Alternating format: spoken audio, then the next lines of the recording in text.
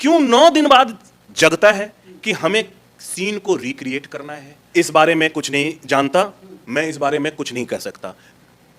एक पैसे मैंने फीस के नहीं लिए, बावजूद इसके कि निर्भया के माँ बाप ने पूरी कोशिश की। 1 अगस्त को एक 9 साल की बच्ची के साथ दिल्ली कैंट इलाके में 4 दरिंदों द्वारा रेप किया जाता है। रेप करने 1 अगस्त को रेप होता है, 2 अगस्त को दिल्ली पुलिस FIR दर्ज करती है। मामला कोर्ट पहुंच चुका है और जो पीड़ित पक्ष की तरफ से वकील हैं हमारे साथ मौजूद हैं। सर, अब तक मामला कहां तक पहुंचा है, क्या सुनवाई हुई है और कोर्ट ने क्या कुछ कहा? पहले तो ये जो लोकल दिल्ली कैंट पुलिस के पास ये केस था, उसके बाद जब ह्यू एंड क्राई मचा है, तब ये केस क्राइम ब्रांच को ट्रांसफर हो गया है। चूंकि इसमें SC एक्ट की धाराएं भी लगाई गई हैं, इसके कारण ACP रैंक के अधिकारी जो हैं वो कानूनतया IO हुए हैं और इस केस के IO एक ACP रैंक के अधिकारी हैं। पहली बार पुलिस की तरफ से इस केस में थोड़ी सी सेंसिटिविटी दिखाई गई है और आज पहली बार एक्यूज्ड पर्सन का 9 दिनों बाद एक्यूज्ड पर्सन जो ऑलरेडी तिहाड़ जेल भेज दिए गए थे, जुडिशियल कस्टडी भेज दिए गए थे, उनको पुलिस कस्टडी रिमांड की मांग की गई पुलिस के द्वारा पहली बार। ये अपने आप में इस तरह के सेंसिटिव मोस्ट केस में एक अनोखी ही चीज है। क्यों पुलिस इस केस में इतनी लापरवाही से काम कर रही है? क्यों 9 दिन बाद जगता है कि हमें सीन को रिक्रिएट करना है, हमें एक्यूज्ड पर्संस के मोबाइल फोन सीज करने हैं? आप ये कह रहे हैं कि 1 तारीख को मामला हुआ, 2 तारीख को मामला दर्ज किया गया, 9 दिन बाद दिल्ली पुलिस हरकत में आई और इसके बाद अपनी जो कार्रवाई है उसको शुरू की है। बिल्कुल सही बात है, क्योंकि जो FIR दर्ज हुई है वो भी 1 दिन बाद हुई है। 1 तारीख को 5, साढ़े 5 बजे, 6 बजे शाम की घटना बताई जा रही है। पुलिस जो है वहां पे, ये पुलिस बताए कि वो सबसे पहले कितने बजे पहुंची है। पुलिस का स्टेटमेंट ये आ रहा है कि 11 बजे के आसपास उनके पास पहला PCR कॉल पहुंचा है और उसमें ये बताया कि मेरे एक लड़की के साथ गलत काम हुआ करके मार दिया गया है।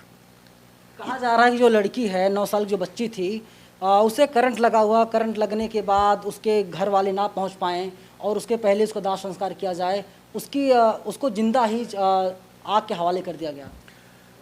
मैं इस बारे में कुछ नहीं जानता, मैं इस बारे में कुछ नहीं कह सकता।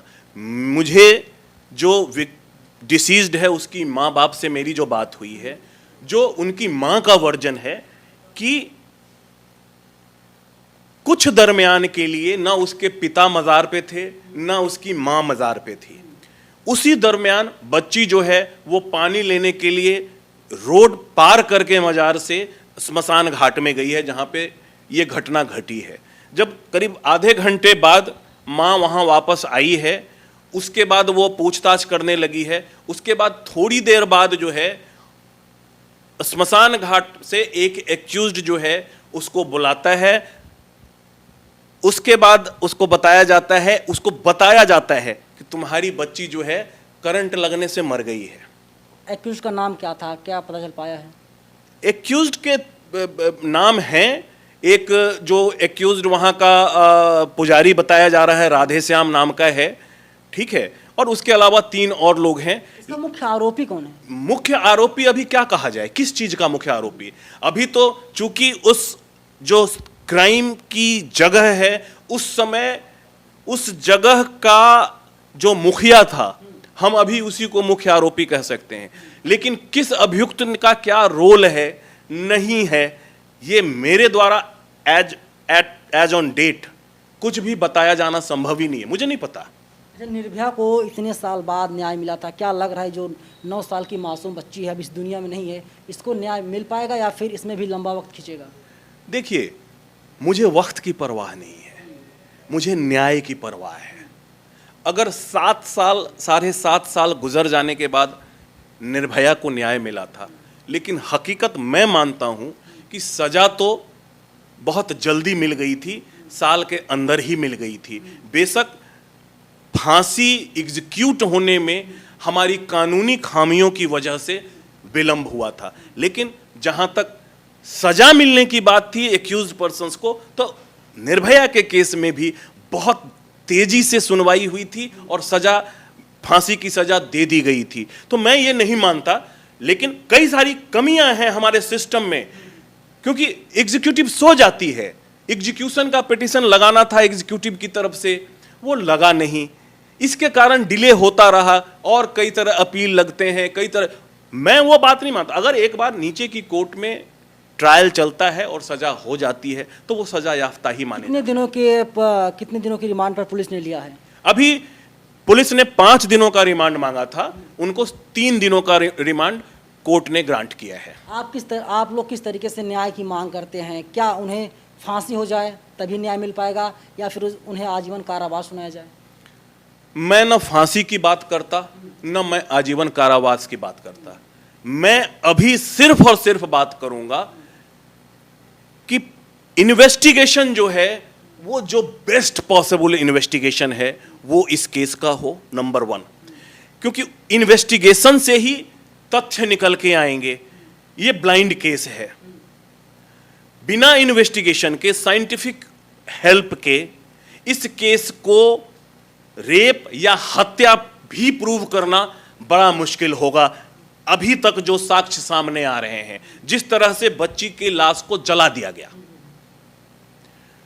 एविडेंस कलेक्ट करने की जिम्मेवारी जिस पुलिस की थी, मुझे लगता है कि उसमें प्रत्यक्ष रूप से खामियां हुई हैं, क्योंकि जो सीन ऑफ क्राइम था उसको बहुत लेट सील किया गया है और वहां पे बहुत से लोगों ने विजिट किया है, जो कि कई तरह के वीडियो जो मेरे सामने भी आए हैं सीन ऑफ क्राइम के उस दिन के, उसमें बड़ा क्लियरली दिख रहा है। आप साफ कह रहे हैं कि जो पुलिस है, पुलिस ने अपना काम सही समय पर सही तरीके से नहीं किया, लेकिन पुलिस का कहना है कि तकरीबन 5:30 बजे उन्हें ये मामला हुआ था और उन्हें इसकी जानकारी तकरीबन 11 बजे हुई।